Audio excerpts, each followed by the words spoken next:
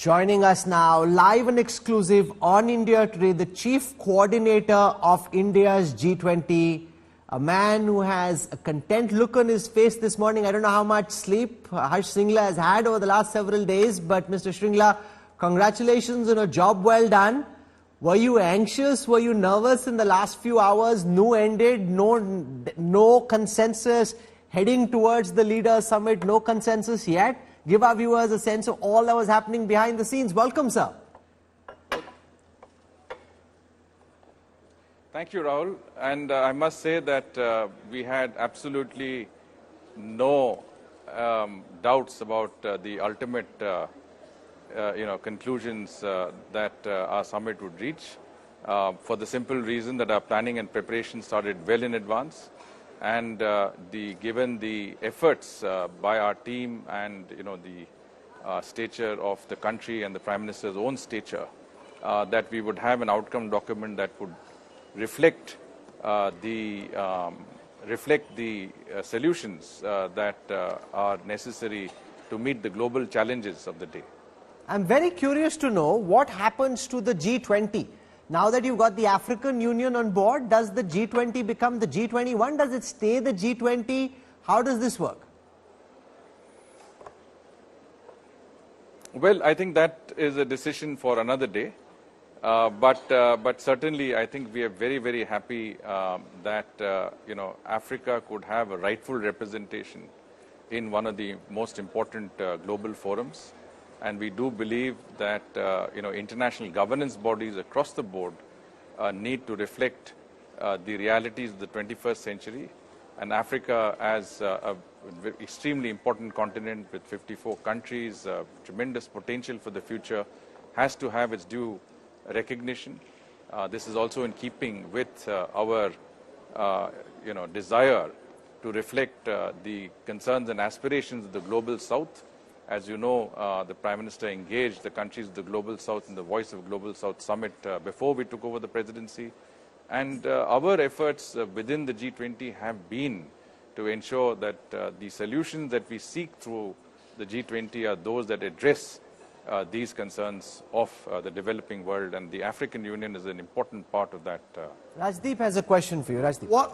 Mr. Shringla, first of all, congratulations. You and your team have had a remarkable summit, almost flawless in execution. If I were to ask you, Mr. Shringla, for your biggest takeaway, at the end, what for you has been the biggest point of satisfaction? Is it that declaration? Is it the African Union joining in? Is it just putting it all together at the right place at the right time? What gives you a sense of greatest satisfaction today? I would say all of the above, for the simple reason that our presidency has to be looked at as a comprehensive whole, a comprehensive effort. It is not only a whole of government effort, but whole of nation effort. And the consequences and I would say results of our presidency really has to be looked at comprehensively and in a manner that encompasses all of these efforts. So whether it is the seamless organization of G20 process culminating in the summit, whether it is the induction of the African Union as a permanent member of the G20, whether it is the achievement of having an outcome declaration in the first day of the summit itself in such a polarized group like the G20, polarized from a geopolitical perspective, I think has been nothing short of extraordinary. So what was that turning point? As you said, it was a polarized world. What was the turning point? What clinched it? Rahul was interviewing Amitabh Kant yesterday, and he said 4 a.m. in the morning, he sent a message to all the Sherpas saying that, if you have any problems with the declaration, please ask your leaders to speak to the Prime Minister. Was there any prime ministerial intervention that made the difference? What was it that changed it to make sure that you had a comprehensive agreement? Well, just to give a very brief background, obviously, in today's world, the polarizations that exist also cut across the G20. But India as a country has been very well placed because we are regular invitees to the G7, we're members of the Quad. At the same time, we're members of BRICS, we're members of the SCO. We straddle that ideological space between North and South and East and West. And the country's stature and the stature of our Prime Minister, I think, has been absolutely critical in determining the outcome of our summit. And if we today have a declaration, I think it can be attributed to not only teamwork. I mean, teamwork has been there, but I think it is definitely the stature of India and Prime Minister Modi himself that has made that vital difference to the way that some we are of your regarded former the colleagues global with high us table, in the our ability studio, to provide solutions to global challenges.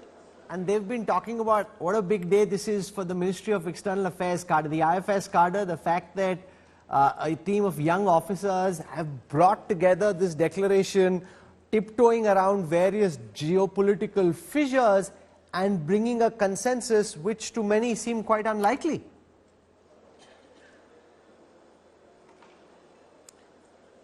Well, I mean, we have an excellent team, but again, as someone who looks at it, I mean, I would say that it is Team India that is today won.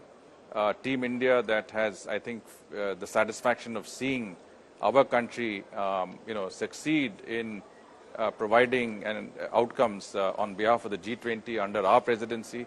And I think if we had a seamless G20 presidency culminating in the crowning glory of the summit with an outcome document that is very, very substantive in nature, I think that whole of government and whole of nation approach has won.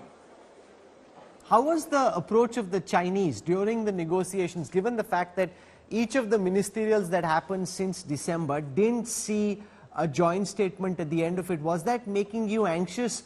Xi Jinping sitting it out, not coming to Delhi, being represented by the Premier. Do you want to give our viewers a sense of the attitude of the Chinese delegation in these negotiations, sir? Well, you heard External Affairs Minister Dr. Jaishankar at the press conference yesterday when he said that, if we have a document, an outcome document in the G20 under our presidency, it reflects consensus within the group. In other words, every country, every partner country in the G20 has put its shoulder behind the efforts. Every country has come together to realize the importance of the G20 in providing, as I said, solutions to the vast global problems of the day, which are mainly socio-economic and financial in nature. And from that point of view, I think, when you have a substantive, highly substantive and outcome-oriented document of the type that we see or we saw yesterday, I think it has to be attributed to the entire G20 membership under our leadership of the G20.